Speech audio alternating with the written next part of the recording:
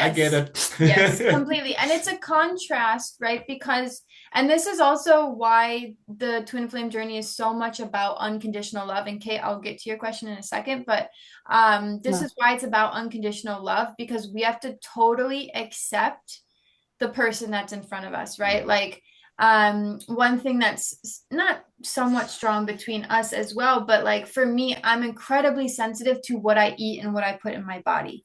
You could have 15 times the amount of sugar as I do in one day and be like perfectly fine, you know? So there's this aspect of us where, you know, if something's not right for me, it can still be okay for him. Yeah.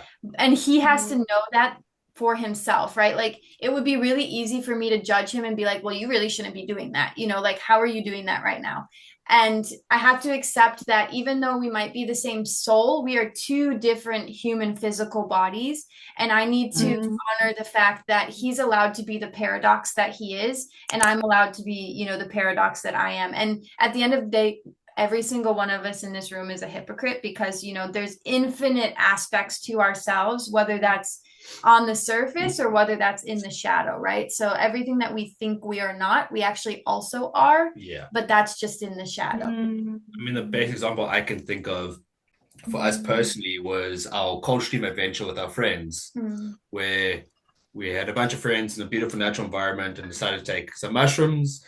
And Serena decided during that stage that she was going to try and keep up with my pace. And I'm very quick to run over rocks and very trusting in my balance. And I don't really think, I just act as I go. And I tend never to really fall over, which baffles my brain a lot as well.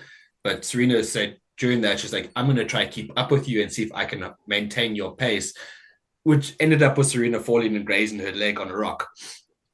But that also just showed her that, you know, just because we're doing the same thing in the same space doesn't mean that she had to try keep up with my energy to try show that she could do the same thing. Because when I went and did my thing and did it at my pace and she went at her pace, ultimately, at the end of the day, we still came back to the same place where we still sat with each other, we still spoke with each other, we still had the connection that actually helped us move through things, but we just got there at different rates and with different methods. Yeah. So sometimes you've got to look around things and be like, okay, what's the best for me to move forward with this, rather than being like, okay, well, I want to be with you, so I'm going to follow your route, because Yeah. then you end up actually working against yourself, and in that case, actually hurt yourself. Yeah. So you just got to look inwards and actually see, okay, how do I feel I actually need to go about that? If that means you divert slightly, doesn't mean you're not going to come back to the same junction at the end of Yeah. it. And I think what we also learned was that was also incredibly enriching to ourselves and each other. Like,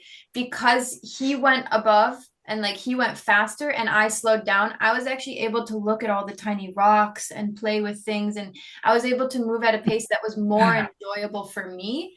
And then that enriched his experience. And because he went ahead, he actually was able to come back and help me move forward, you know? So it was enriching to each other in the fact that we weren't at the same pace actually brought more to us than trying to be in the same place at the same time. Yeah.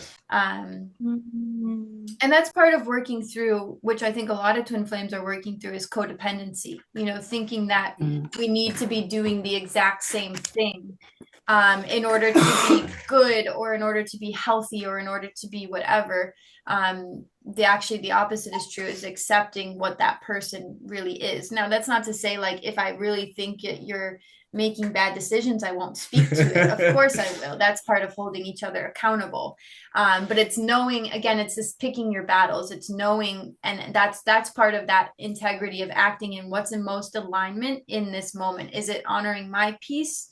Or is it, you know, is this something that I truly feel is bad for you? And then you sit down and you have a Yeah. communication about it. You know, communication is foundational. Yeah, it's about kind of when you see those things, if you have concern about it, bringing it up, but still at the same time having trust within this person that ultimately they are also going to make the right decision. Yeah. And if something goes wrong and there's a misstep, that you're still there to support them without trying to judge them as much as you can, to actually be like, okay, well, look, this part of your journey. You're going to make your mistakes along the way. Like when you did when you slipped in that rock.